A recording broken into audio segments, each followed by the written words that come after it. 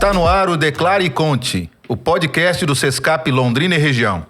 E hoje teremos como tema o 7º Fórum Sescap LDR. Teremos empresários de Londrina, empresários de todo o Brasil participando desse nosso 7º Fórum. E hoje, para a gente falar um pouquinho sobre esse nosso evento, temos aqui conosco o Fabrício Bianchi, gerente regional do Sebrae. Muito obrigado, Fabrício, pela presença. Eu que agradeço o convite. Leila Donária, que será uma palestrante também do nosso evento, vai falar um pouquinho sobre o seu tema. Viviane Roque Batista, nossa diretora adjunta de eventos, e cursos da nossa entidade. Sejam todos bem-vindos ao nosso Declare e Conte. Obrigada. Obrigado, Euclides. E para iniciar, com esse nosso tema, a Viviane, que foi uma das coordenadoras, está sendo uma das coordenadoras do nosso evento, gostaria que você explicasse um pouquinho, Viviane, como vai ser o 7º Fórum Sescap. Euclides, o nosso 7º Fórum vai ser inovador, ele acontece no dia 27 de julho, lá no Buffet Laguna, das 8h30 da manhã às 18h. Então, vai ser um dia inteiro falando de gestão, tecnologia, metaverso, inclusão, empreendedorismo. Nós serviremos almoço no local para as pessoas ficarem circulando mesmo. A ideia é essa, fazer muito network. Os nossos patrocinadores vão estar todos lá no entorno das pessoas. Nós teremos 2 palcos com palestras simultâneas, então as pessoas vão estar andando com fone, conversando, ao mesmo tempo assistindo palestra. Então, diferente de tudo que o Sescap já fez, esse fórum veio para inovar. E ele não é só focado para os contadores. Na verdade, nós vimos o empresário de uma forma geral. Então, todos os temas são voltados para o empresário, Bacana, tem muita novidade, ele realmente está remodelado, porque ele era um evento de meio-dia somente, a gente já aumentou um período, vai ser o dia todo, Viviane? Isso, então, o dia todo. É muito bacana. Além dos temas, o formato, o que a gente vai estar apresentando lá, com certeza para o pessoal nosso aqui, os nossos representados, associados, os empresários de maneira geral, vai ser uma novidade até, muita coisa nova, tá? Leila, daqui a pouco nós vamos falar um pouquinho da sua palestra, tá? Vamos lá. Vou pedir pro Fabrício explicar um pouquinho pra gente sobre o seguinte. Muito se fala sobre hackathon, E a gente foi conversar até com o Fabrício lá no Sebrae, quando a gente estava alinhando as questões aí. E ele nos falou, não, vamos fazer o Ideathon. É isso, Fabrício? Só que é o seguinte, o pessoal quer saber um pouquinho sobre isso. Até para nós é uma novidade, A gente estava mais acostumado com o hackathon. Explica pra gente, Fabrício, como é que seria isso? Tá bom, lá primeiro o Sebrae agradece todo o convite que foi feito para a gente poder também interagir e participar com essa iniciativa de vocês. E o que eu quis enfatizar, e a gente vem defendendo isso já há algum tempo, não é uma novidade, maratonas como o hackathon, que vem dessas 2 palavras, de hacker com marathon. E aí se cria esse desafio que era focado em muito para programadores. E, ao mesmo tempo, algumas localidades, tanto no Brasil como fora do Brasil, utilizam o hackathon em iniciativa privada, mas também de forma coletiva. De forma coletiva, trazendo instâncias como essa, Sescap, associações, empresários, instituições de ensino. No Brasil, em especial no Paraná, a gente acabou desdobrando, aplicando e ganhando uma experiência vasta nisso. Então, a maior preocupação que a gente tem muitas vezes porque as instituições às vezes olham, as empresas olham, eu tô com um problema aqui, eu vou fazer um hackathon, e acha que assim, vou trocar o tênis, vou trocar o sapato, vou comprar um abajur. Não é isso. Demanda uma energia, uma organização, um planejamento muito sério para que, de fato, esse instrumento, que ele é meio para gerar inovação, ele tenha início, meio e fim e continuidade. E uma coisa que a gente optou já de longa data no Sebrae Paraná é não entrar em eventos pelo evento só. Só ir lá e fazer a palestra. Só ir lá e... Às vezes até é necessário. Você quer trabalhar só um conteúdo, a ideia é aquela, passar uma mensagem e acabou. O hackathon em si, ele demanda uma preparação muito importante, como outras iniciativas também aí. Tem vários termos que criaram, e já falo do Ideathon. Mas o hackathon em si, ele vem para você sair dali com uma solução que é possível ser criada num prazo de tempo, pode ser de 12 horas, 24 horas, 54 horas, o final de semana inteiro, mas em que você elenca bem definido quais são os problemas que aquele grupo vai resolver, e ao final a expectativa é que saia dali protótipos, mockups de soluções que podem ser utilizados diretamente em alguém que queira usar aquilo. Sim. Então, muitas vezes, ações dessas são feitas e, ao final, saem lá 8, 12, 15 equipes com soluções fantásticas, mas que ninguém dali vai comprar. Ou que você não conecta ele com a demanda com a oferta. Então, assim, você acaba proporcionando um evento extremamente importante, com resultados espetaculares, mas que, ao final, ele não gera negócio. Ele se encerra. O Hackathon tem que ter o negócio no final. Algum investidor, alguém que queira realmente investir no... A ideia é que todos que investiram recurso, pessoas, tempo e dinheiro ali, ao final, se sintam contemplados. Então, eu fazer um evento desse para sair no final com uma solução fantástica, que é um óculos, tal, não sei o quê, mas ninguém quer comprar aquilo, ou eu não vou conectar com quem tem aquela dor para ter o óculos, não faz sentido fazer isso. Né? E muitas vezes trazem um Hackathon para se desenvolver ao final só soluções ligadas a softwares. E isso está impactado diretamente com a composição do Hackathon. Que tipo de mentores que você convidou para estar lá? Quem que são os caras do negócio? Quem são os caras da área técnica? Quem são os caras do design? Porque se você não trouxer referências que catalisam o processo num curto espaço de tempo, as soluções ao final são medíocres. E porque as pessoas não são capazes? Não. Porque você não colocou os melhores elementos ali no sentido de catalisar o processo de boas soluções. Quando vocês trouxeram a ideia, que eu acho que foi extremamente inovadora, eu vejo que vem acontecendo muitas coisas em vários setores e na própria área de serviços, né, contábeis, a parte do direito, enfim, tudo aquilo que contempla dentro do portfólio de associados que vocês possuem. A Bank.me mesmo, por exemplo, que surgiu há anos atrás, foi altamente criticada, dizendo que iria ser interrompida. E a gente tem startups locais hoje fazendo algo semelhante, usando a plataforma digital para isso, e sucesso nacional. Então, no momento, a gente acreditou que seria, e acreditamos, né? E apostamos nisso, que seria muito mais interessante realizar um Ideathon, que é muito mais uma jornada também dessa maratona para se sair dali ideias já devidamente estruturadas, e que depois dessas ideias estruturadas, né, Euclides, ela possa ser trabalhada futuramente até num Hackathon, por exemplo. Um novo momento, então. Num outro momento. Um outro momento. Ou até mesmo aquelas ideias podem ser avançadas em Canvas, em modelagens de negócio, para aprofundar o produto ou serviço, que muitas vezes nasce o produto e o serviço sem ter a estratégia do negócio. Então, assim, você, vou desenvolver uma xícara diferenciada, tal, com isso, com aquilo. Você desenvolveu ela, mas o negócio não é a xícara. De repente, você está fazendo esse tipo de portfólio de produto para ele ser utilizado na área de brindes. Ou não, para ser utilizado na área do lar, da questão de casa, de empresa. Então, assim, qual que é a estratégia que vai estar por trás daquele produto? Porque a empresa não é o produto, né? Vai ter um branding que vai ter que ser construído para isso. Então, a ideia de trabalhar o Ideathon nesse momento, até porque a gente fundamentou isso em realizando uma oficina de mapeamento de dores antes. O Hackathon, ou o próprio Ideathon, ele vem para atender um problema de uma dor. Você tem que resolver aquele problema. E aí eu vou trazer propostas de soluções para poder fazer isso. Fabrício, falando dessa oficina de mapeamento, essa oficina vai acontecer agora no dia 6 de julho, lá no SESCAP. Uhum. Fala um pouquinho para a gente como que funciona esse mapeamento, como que funciona essa oficina. É mais ou menos assim, todo mundo tem problema. Beleza. Se é uma empresa privada, você chegou e falou assim, não, eu tenho o meu problema. Beleza? É uma decisão tua, então, contratar alguém que solucione o teu problema. Nós estamos tratando de um coletivo. Então, usando a lógica de Pareto, se a gente mirar em algo que represente 20% que atende 80% dos problemas, quais são as principais dores e que são factíveis de ser trabalhada numa maratona, seja um Ideathon, um Hackathon e assim por diante, para poder levar a condição de desenvolver soluções para isso.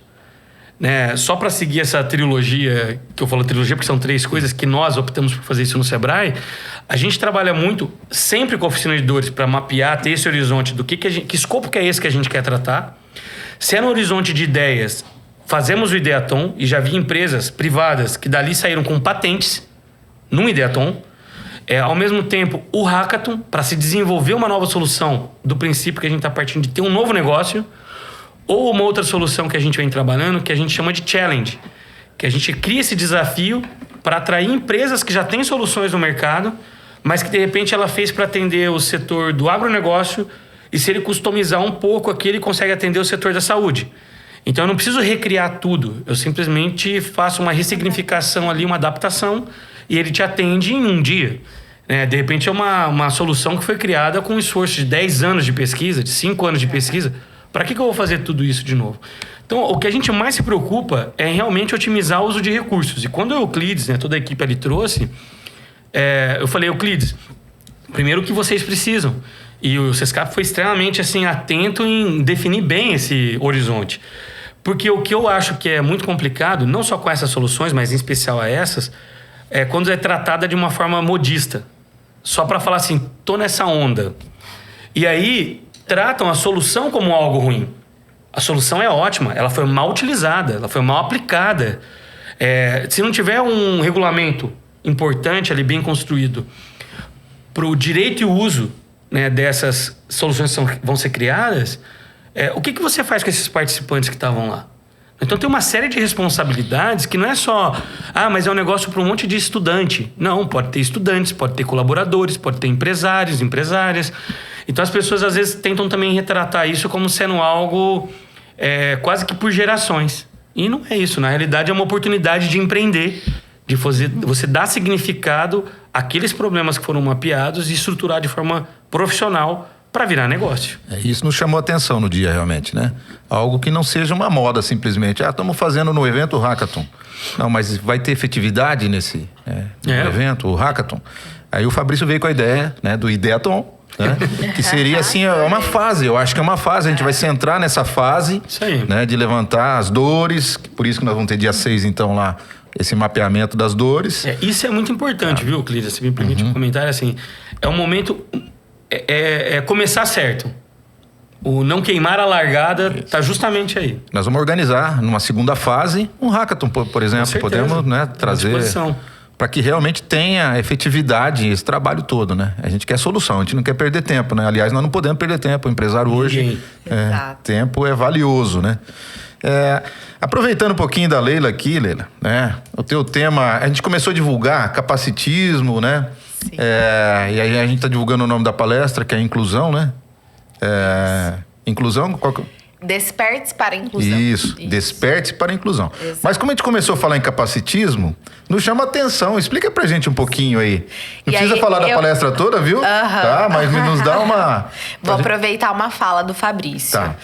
É uma palavra que está na moda, E o capacitismo, ele vem aí com muita força, mas eu sempre falo que eu quero trabalhar com empresas que queiram construir uma sociedade anticapacitista, não porque o capacitismo está na moda, porque isso não é uma solução. A gente precisa realmente despertar-se para construir uma sociedade anticapacitista, uma sociedade mais inclusiva, porque é necessário, porque é urgente. O que é o capacitismo? O capacitismo nada mais é do que o preconceito em relação à pessoa com deficiência. É quando eu olho hoje para uma empresa que tem lá 1000 colaboradores e vejo que não existem ali pessoas com deficiência. Que às vezes essa empresa opta por pagar a sua multa, porque hoje nós temos cotas para que essas pessoas estejam inseridas no mercado de trabalho, mas essa empresa ela opta por pagar a multa porque ela não vê aquelas pessoas como pessoas capazes. É como se a gente olhasse para a pessoa com deficiência e presumisse incapacidade. Isso é um preconceito. Eu, nas minhas palestras, eu mostro lá, peço para as pessoas idealizarem uma pessoa. E nunca aquela idealização com aquelas características que eu vou colocando é uma pessoa com deficiência. Por quê? Porque as pessoas não conseguem acreditar que uma pessoa com deficiência, por exemplo, pode ser um bom advogado, que uma pessoa com deficiência pode ocupar cargos de alta gerência, que uma pessoa com deficiência pode ser casado com uma pessoa linda e maravilhosa. Por que que a gente não pensa que é possível? Justamente por conta do nosso capacitismo. O capacitismo, ele não é minha culpa, não é sua, mas ele é estrutural, A gente cresce pensando que ter uma deficiência é algo muito ruim.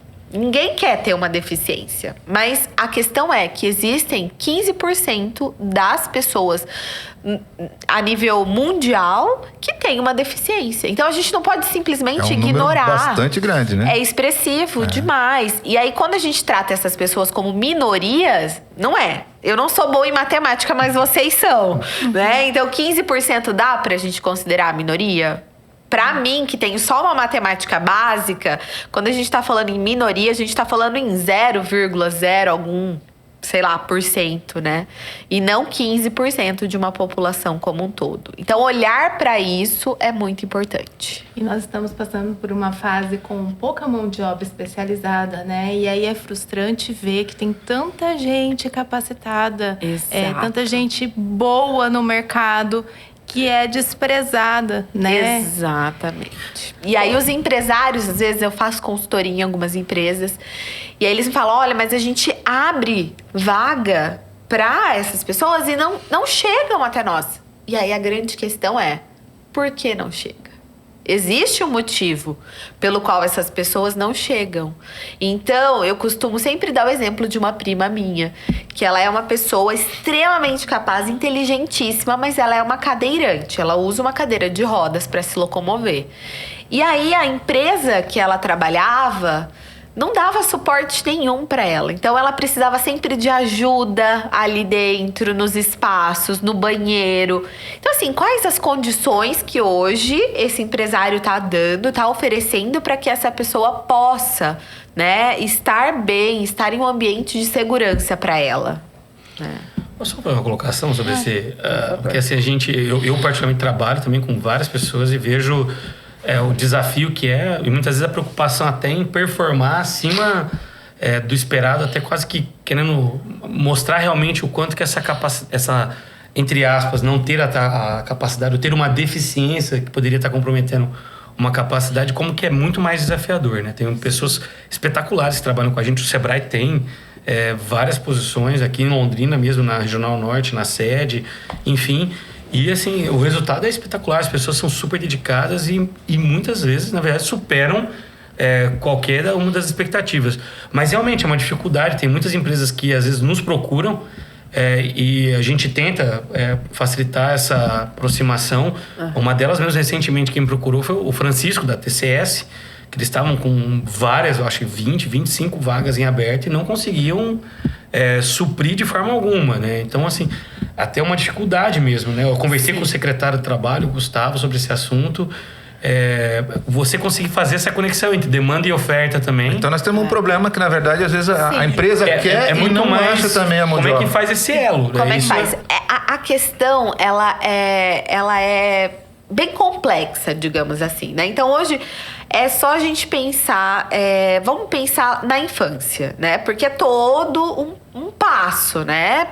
É um passo de cada vez para se chegar a algum lugar. Então, hoje, se você olha nas escolas, né? Hoje tem escolas que não conseguem receber crianças com deficiência, né? Por que isso acontece? Se existe uma lei que garante o lugar dessa criança numa escola comum, numa escola regular. Porque a gente não tem professores capacitados. Então, o que a gente precisa fazer? Tirar essas crianças das escolas? Não, capacitar pessoas para atender essas crianças. Mas é sempre o contrário, por conta de todo um sistema. Então, a gente precisa olhar para isso.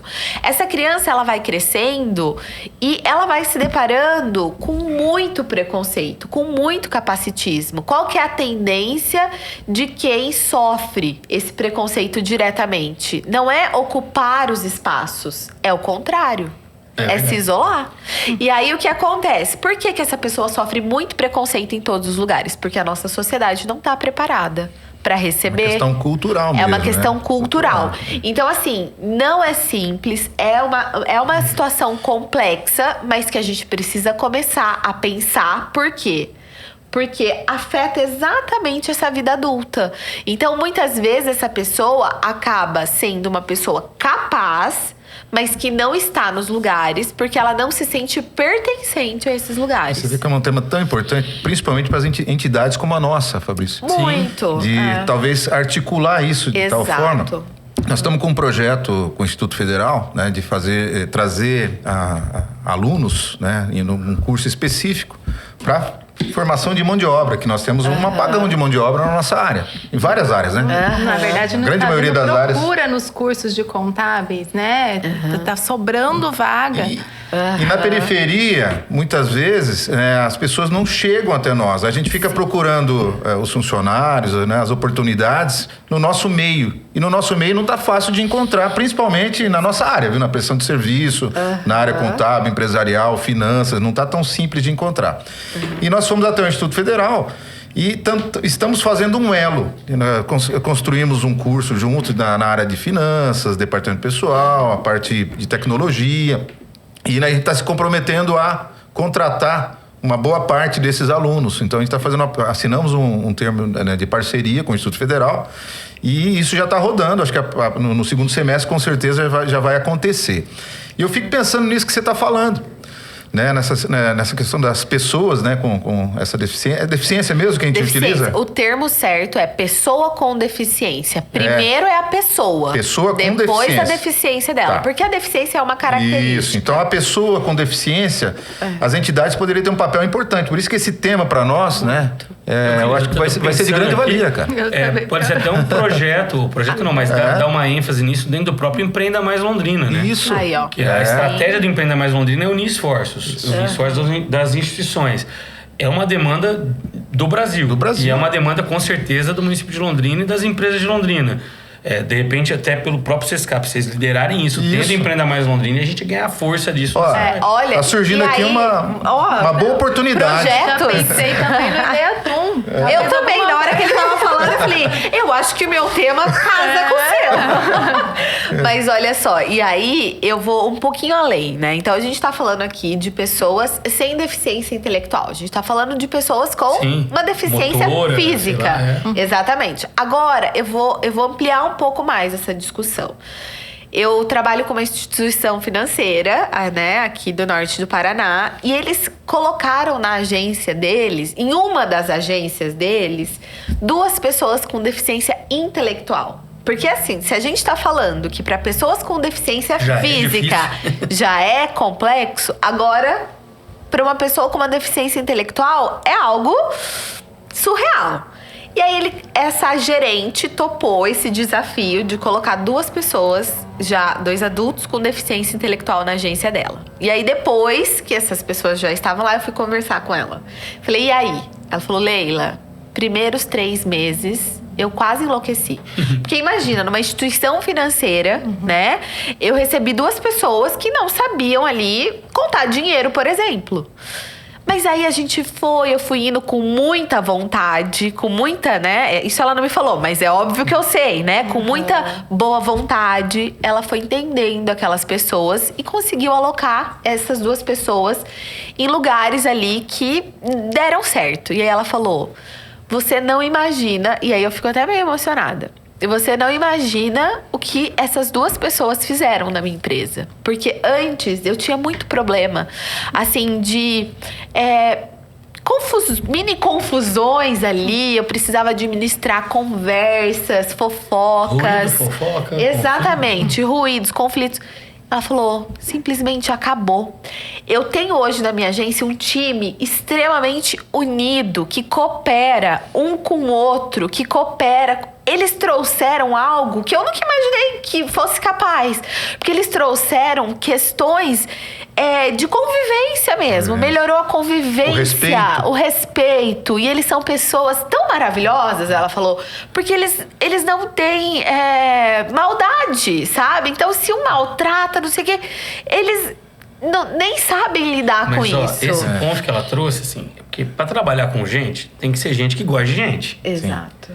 E você entender das condições que a pessoa tem para poder contribuir em qual pauta e onde você pode trazer para testar, para alocar essa pessoa. Essa é uma responsabilidade muito grande. O exemplo bem assim, não adianta eu colocar alguém com a cadeira de roda para fazer uma atividade que para ela com a cadeira de roda vai ser assim extremamente impossível para ela fazer. Então você está colocando já uma coisa que é inviável. É um exemplo mais assim, mais radical, mas no dia a dia a gente vê pequenas coisas muitas vezes Isso independente de ser uma pessoa com deficiência ou não.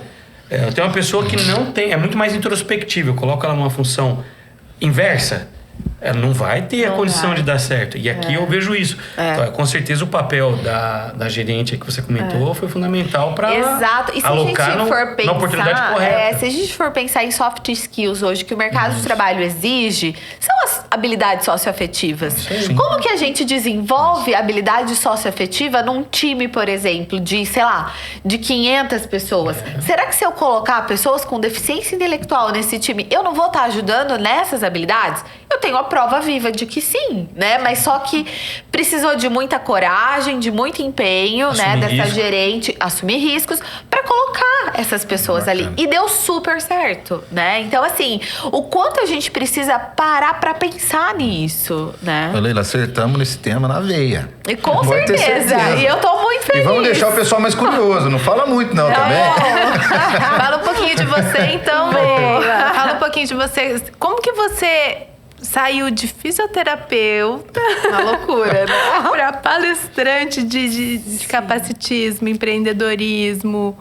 Eu era doutora em fisioterapia respiratória. Então, em 2015, ali eu dava aulas em universidade de graduação e de pós-graduação. Tava assim, eu era muito nova já, num lugar bem bacana, assim, profissionalmente falando. Tinha aí uma carreira promissora pela frente, mas aí eu fui ser mãe, né? Queria associar as duas coisas, como a maioria das mulheres hoje em dia, né?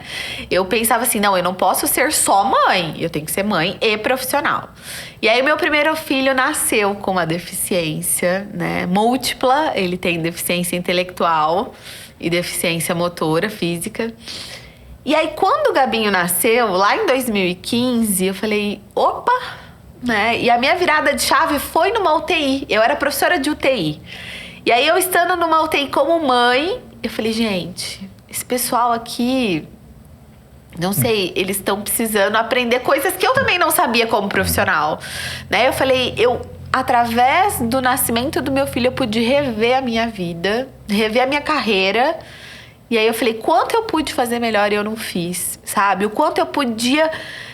Gente, isso aqui era tão simples, né? Eu lidei com crianças com deficiência a vida inteira e eu nunca olhei por essa perspectiva. Porque eu tava do outro lado. E aí eu larguei tudo, literalmente. Corajosa. Pra ser só mãe, né? Na época. E aí eu comecei no Instagram falar de capacitismo. Na época nem tinha essa palavra. Eu falava sobre inclusão. E o capacitismo, ele surgiu depois. E aí eu gravava vídeos para falar com as pessoas. Olha, deixa o seu filho perguntar por que o meu filho baba. Porque ele é uma criança, ele não é preconceituoso. Quando você briga com ele porque ele tá perguntando, o que aquele menino diferente tem, ele tá querendo saber. E se você deixar eu explicar, ou se você explicar, não vai existir o preconceito. E aí eu comecei a falar disso. Os vídeos foram viralizando, meu Instagram foi crescendo e aí eu virei influenciadora. Daí eu falei, meu Deus, nem sabia que isso era uma profissão, né? E aí, só que eu não queria ser uma influenciadora de empresas, de produtos. Não tava me encontrando ali, sabe? E aí eu comecei a ser convidada pra falar, não era palestrar ainda. Leila, você não vem aqui na universidade falar da sua história? E aí eu ia. E aí na pandemia, sei lá, eu fiz mais de 50 palestras pra todos os lugares do Brasil. E aí eu só entendi que era o meu caminho quando eu tinha, tipo, 2 palestras no mesmo dia e eu precisava pagar alguém pra ficar com meu filho. Eu falei, não, isso tá errado. Tô empreendendo. Eu falei, isso tá errado, eu não ganho nada, eu ainda gasto pra né? Aí eu falei, não. Daí eu abri a minha empresa, né? E aí eu comecei a cobrar pra fazer aquilo. E aí daí eu fui estudar, lógico, né? Me profissionalizei, fui buscar curso aqui, fora daqui. E aí eu comecei a palestrar nas empresas, escolas. Eu comecei nas universidades, mas hoje eu viajo aí o Brasil para falar sobre capacitismo. E quero falar mais sobre isso aqui na minha cidade agora, né? Porque é engraçado que eu falo hoje mais fora do norte do Paraná do que no norte do Paraná. Então acho que e essa é uma grande oportunidade que o Sescap tá me oferecendo e oferecendo. Eu acho que para os empresários da região, a gente começar a falar sobre isso Com é certeza. importante. Aliás, quem não segue a Leila, gente, vale a pena. Sou seguidora. Já vou Adoro fazer os meu vídeos. merchan. @Leila Donária, por favor. Adoro seus vídeos.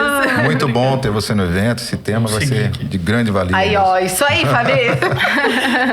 Vamos aproveitar o momento, Viviane, para você falar um pouquinho quais são os outros palestrantes. Ah, claro, ó. Vou até pegar uma colinha aqui. Nós vamos ter o Davi Braga, né, que vai falar um pouco sobre o mercado, o novo mercado digital e como se preparar para surfar na onda da inovação. Nós vamos ter o Fabiano Zanzin, que vai falar sobre cultura de gestão, como tirar as metas do papel.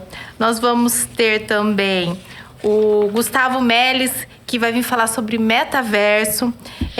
Nós vamos ter o Diego Menão, que vai falar sobre o propósito aliado à tecnologia nas empresas. E também a Leila, que vai falar sobre inclusão. O nosso fórum esse ano também vai ter vai falar sobre reforma tributária, né, Euclides? Isso, a gente vai fazer um painel lá sobre reforma tributária. Reforma tributária. Temos temas inovadores, mas a gente precisa manter também uma questão mais técnica. Nosso único tema técnico, né? E aproveitar. É um tema que pesado. A reforma tributária está bem no momento, né? Isso. Acho que até dia 7 agora, possivelmente, vão colocar em votação. Se votar, nós vamos falar do impacto da reforma, que vai ser um grande impacto. Tá? Se não tiver votado ainda, nós vamos falar sobre essa construção da PEC, né? 45 a 110. Temos tributaristas lá do nosso time, tá? Convidamos também o Raul, que voltou a ser deputado e está capitaneando também essa questão da reforma. Tem uma visão, né? A gente já conversou com ele, alinhou, ele vai estar presente também no evento. Bom. Muito bem, estamos chegando ao final do nosso podcast de hoje. Gostaria de ouvir as considerações. Aproveitando, Euclides, pedir pro pessoal entrar no nosso site e fazer a inscrição. Opa, Fórum, verdade. né? Como é que tá sendo lá? sescaplldr.com.br. Temos ainda algumas inscrições, ainda dá tempo, né? Nós estamos facilitando a compra dessas inscrições. Como eu disse também, lá no dia vai ter almoço, então quem quiser um almoço mais diferenciadinho vai ter uma taxinha a mais. Mas quem não quiser também, vamos ter coffee o dia todo. Como eu disse, vai ser uma coisa muito dinâmica, né? Sim. E é isso. Muito bem, então entra no site, faz a compra, está facilitado, né? Os nossos patrocinadores vão estar lá também, né? Agregando, porque são todos patrocinadores aí que vão agregar realmente na sua atividade, tá? Mas vamos lá, vamos para as considerações finais, Fabrício? Vamos, pode ser, mas...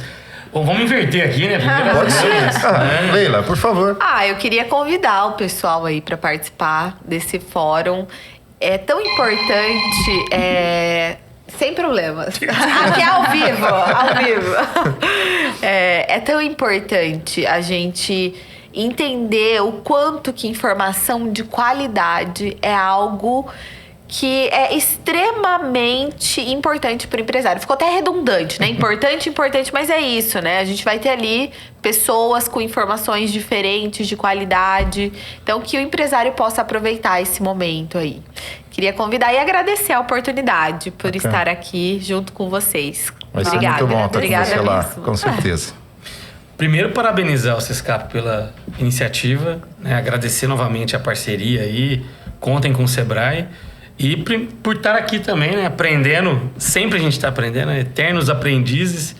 E como que é bom poder estar fazendo isso na nossa região, com temas e pessoas tão relevantes, numa agenda extremamente significativa. Eu quis parabéns a você, toda a diretoria, todos os colaboradores aí do Sescap. E vamos em frente, né? Que vocês participem e aproveitem essa grande oportunidade que está aí para acontecer. Viviane? Só quero agradecer. Tô ansiosa para ter vocês lá no nosso fórum. Vai ser um sucesso, tenho certeza. E é isso, gente. Muito obrigada, viu? Show de bola. Com certeza vai ser um momento diferente, porque vai possibilitar essa troca, né? A gente está muito acostumado à internet hoje. Sim. Eu acho que um evento desse presencial vai possibilitar o networking é o conhecer, essa questão da pessoalidade, esse tema teu, né, de grande valia, despertando que a gente também precisa estar próximo das pessoas, né? Sim. Então, às vezes, aqueles que estão mais acostumados a assistir as palestras, né, pela internet e tudo mais, sem problema, mas nesse dia 27, a gente vai proporcionar não só as palestras, a troca, a convivência, né? O network mesmo, que é importante para nós, como empresários, como profissionais, né? E eu convido a você, né, a acessar o nosso site, entrar, comprar os ingressos, o convite, aí está facilitado, participar desse evento que vai ser um show, né? Pelo que a gente pôde ver aqui, Sebrae junto com a gente, a Leila com esse tema sensacional aí. E você, que é nosso participante, nosso ouvinte, né, que está nos vendo aqui, continue assistindo aqui e seguindo o Sescap no seu Declare e Conte, o podcast do Sescap Londrina e Região.